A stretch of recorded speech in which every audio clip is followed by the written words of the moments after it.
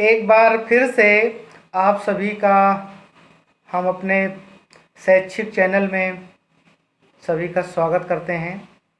आशा करते हैं कि आप सब लोग अच्छे ही होंगे और हमारी ईश्वर से ही प्रार्थना है कि आप सब लोग सकुशल और अच्छे से रहें। और आप लोगों का भी ये दायित्व है कि आप लोग भी इस मुश्किल के समय में, इस लॉकडाउन के समय में हमारे शासन और प्रशासन द्वारा जो हमें रास्ते बताए गए हैं उन्हीं के अनुसार हमें चलना चाहिए और प्रशासन के कार्यों में पूरी तरह से मदद करना चाहिए। तभी हम अपने को, अपने परिवार को, अपने समाज को और अपने राष्ट्र को इस महामारी से बचा सकते हैं। आज का जो हमारा विषय है, आज हम अपनी जो ये 5वीं वीडियो बनाने जा रहे हैं और इस क्रम में जो आज हमारा विषय है उसमें हम क्रियाओं के बारे में अपनी वीडियो बनाने का प्रयास करेंगे। जैसा कि आप सब लोग जानते ही हैं कि हम सभी लोग, सभी मानव सुबह से लेकर शाम तक बहुत सारे कार्य करते हैं, विभिन्न प्रकार के कार्य करते हैं। जैसे एक किसान है, खेती का काम करता है, एक व्यवसायी है, व्यवसाय का काम करता है, एक डॉक्टर है, वो मरीज़ की देखभाल और इलाज करने का कार्य करता है, एक अध्यापक है, शिक्षा देने का कार्य करता है, एक वकील है, वो वकालत करने का कार्य करता है, बच्चे हैं, पढ़ने का कार्य करते हैं। ऐसे बहुत सारे कार्य हम लोग आए दिन सुबह से लेकर शाम तक कुछ न कुछ अवश्य करते हैं। हमारे द्वारा या हम सभी के द्वारा जो कार्य किए जाते हैं वो कार्य दो तरह के होते हैं। एक कार्य तो वो होता है जिन कार्यों को करने के बाद हमें कुछ धन की प्राप्ति होती है, मुझे कुछ इनकम होती है, कुछ आय होती है या हमारी ज़रूरतें पूरा होती हैं। ऐसे कार्यों को हम आर्थिक कार्य कहते हैं या इकोनॉमिक एक्टिविटीज़ कहते हैं। और दूसरा,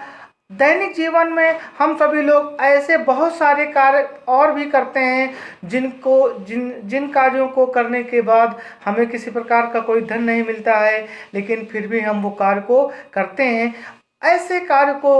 जिसको करने से हमें किसी प्रकार का धन नहीं मिलता, कोई लाभ नहीं होता है, तो ऐसे कार्यों को आर्थिक क्रियाएं कहते हैं। जो इस तरह के कार्य जिनका उद्देश्य धन कमाना नहीं होता है तो उसको हम अनार्थिक क्रियाएं कहते हैं। कहने का तात्पर्य, जिन क्रियाओं का या हमारे द्वारा जिन क्रियाओं के करने से हमें धन की प्राप्ति होती है उसे हम आर्थिक क्रिया कहते हैं, और जिन क्रियाओं को करने से हमें किसी प्रकार के धन की प्राप्ति नहीं होती है उसे हम अनार्थिक कार्य करते हैं। अब अपने इसी दो बिंदुओं पर, आर्थिक कार्य और अनार्थिक कार्य पर, हम लोग अपनी चर्चा को आगे बढ़ाएंगे। जैसा कि आप सभी लोगों को पता है कि आर्थिक कार्य में वो कार्य आते हैं जैसे किसान के द्वारा खेती करना, व्यवसायी के द्वारा व्यवसाय करना, सेवा प्रदाताओं के द्वारा अपनी सेवाएं बेचना, उद्यमियों के द्वारा उद्यम को करना और मजदूरों के द्वारा मजदूरी को करना। ये सभी कार्य आर्थिक कार्य के श्रेणी में आते हैं। जबकि दूसरे कार्य जैसे भगवान की सेवा करना, दीन दुखियों की मदद करना, मनोरंजन के लिए गाना गाना आदि ऐसे कार्य करने के बाद हमें किसी प्रकार का कोई धन नहीं मिलता है तो ऐसी क्रियाओं को हम अनार्थिक क्रिया कहते हैं। बस समझने की यही बात है मोटे तौर पर कि हमारे द्वारा जिन क्रियाओं को करने से हमें किसी प्रकार की धन की प्राप्ति होती है तो उसे हम आर्थिक क्रिया कहते हैं, और हमारे द्वारा विभिन्न प्रकार के कार्य करने से जिनके करने से हमें किसी प्रकार की धन की प्राप्ति नहीं होती है उसे हम अनार्थिक क्रिया कहते हैं। लेकिन कभी कभी क्या होता है कि कुछ ऐसे कार्य हैं जिनको एक स्थान पर करने से वो आर्थिक हो जाते हैं, लेकिन दूसरे स्थान पर करने से वो अनार्थिक भी हो जाते हैं। जैसे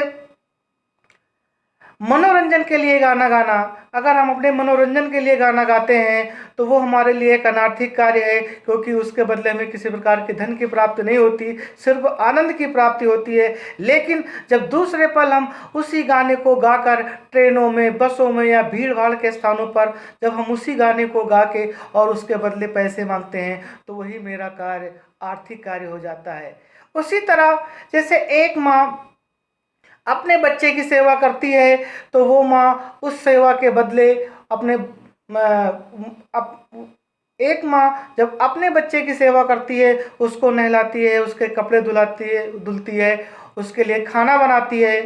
तो उस माँ का कार्य अपने बच्चे के लिए एक अनार्थिक कार्य है, क्योंकि वो बच्चा अपनी माँ को उस कार्य के बदले कुछ देता नहीं है। जबकि अगर वही माँ एक आया का काम करती है या एक नर्स का काम करती है या दूसरे के घरों में जाके दूसरे के बच्चे के लिए खाना बनाती है, उसके कपड़े धोती है और उसको नहलाती धुलाती है, तो वही कार्य उसका फिर वो आर्थिक हो जाता है, क्योंकि जब वो माँ बाहर के घरों में जाके उस काम को करती है तो उसके लिए वही कार्य वो आर्थिक कार्य हो जाता है। जबकि अपने बच्चे के साथ जब वही काम करती है तो उसके लिए वो एक अनार्थिक कार्य हो जाता है। उसी तरह एक पुजारी है, जब स्वयं अपना पूजा करने के लिए मंदिर में जाता है तो वो उसका एक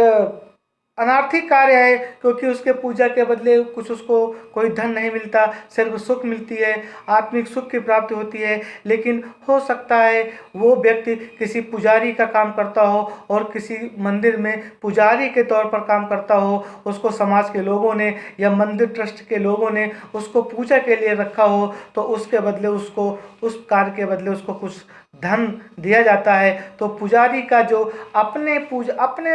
अपने आत्म सुख के लिए जो पूजा करता है तो वो उसका एक अनार्थिक कार्य है। लेकिन जब वो किसी मंदिर में जाके किसी पुजारी का व्यवसाय करता है और उसके बदले उसको कुछ धन की प्राप्ति होती है तो उसे वो उसका आर्थिक कार्य होता है। तो आप लोग ये जरूर मतलब